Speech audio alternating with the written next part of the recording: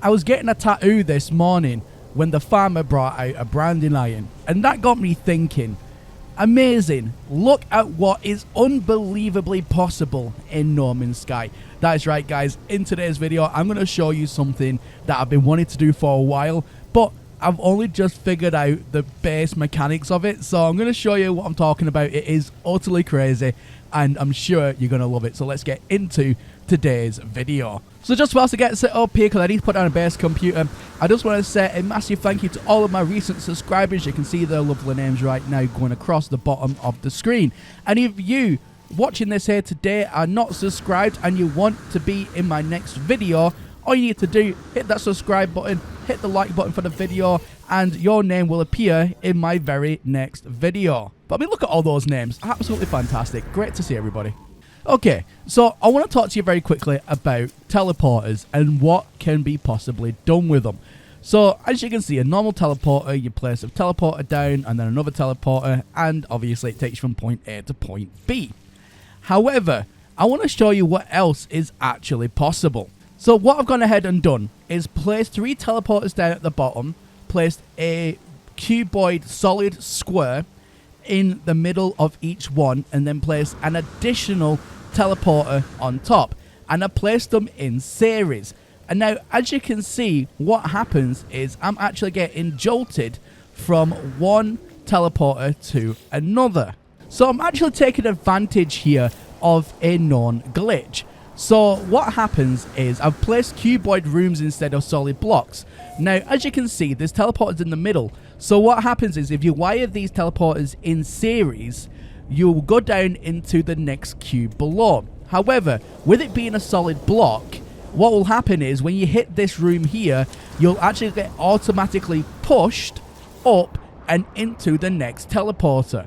So you're able to daisy chain these teleporters in order to make a circuit. So whilst I've got the very basic premise all figured out, one thing I've still not figured out yet 100%, and as you can see I'm actually trying a few different methods here, is trying to make it so it's a continuous chain reaction.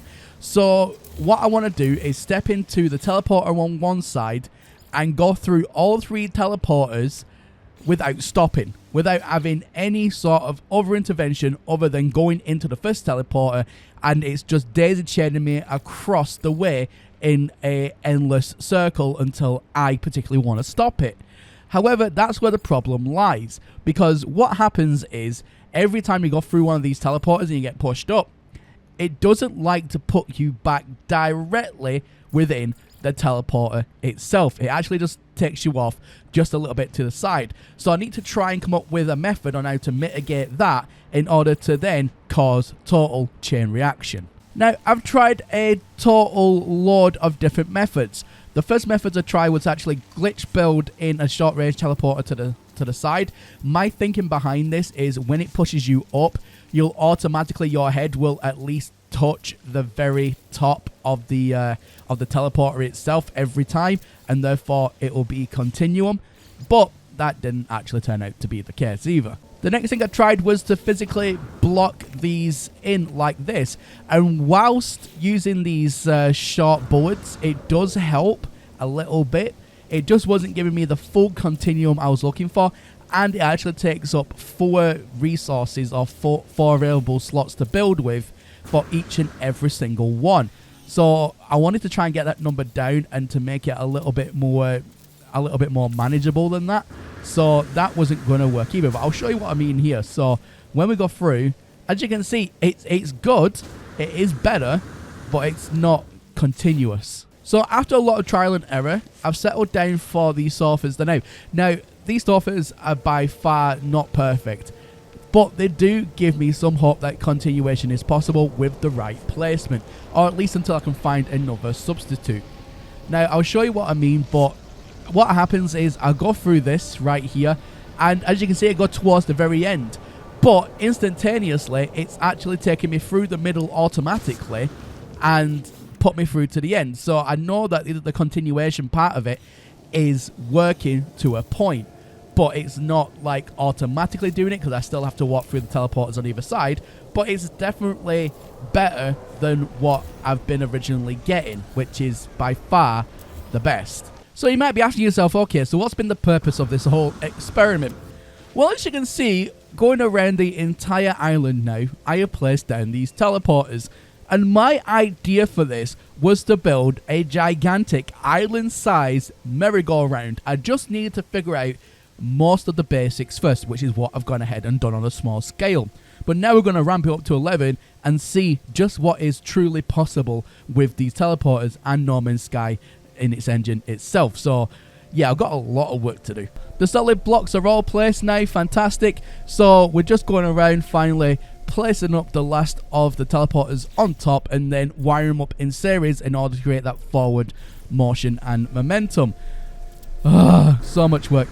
Okay, finally, just doing the last ones in series. So you can see how they're connected here. The top one goes to the adjacent block below, and then the top one again goes to the adjacent block next to it, and so on and so forth until it creates a whole loop and a circuit.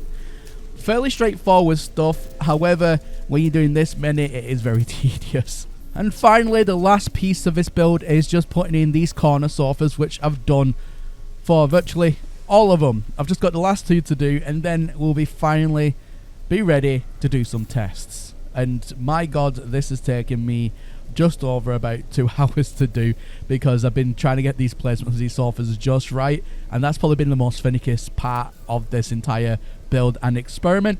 But hey, we're nearly done.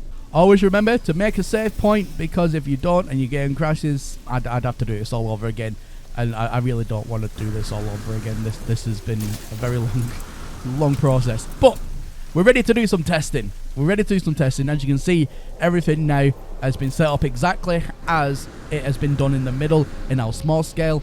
So let's have a look. So you can see it's not perfect.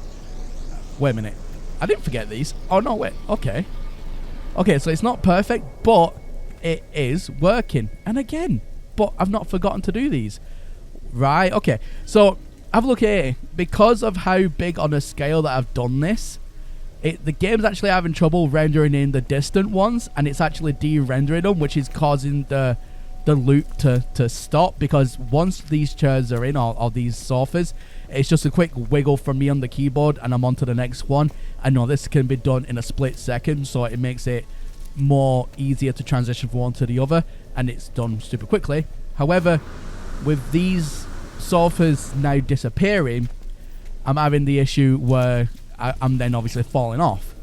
But nonetheless, the concept still works. It just means I need to downscale it a little bit.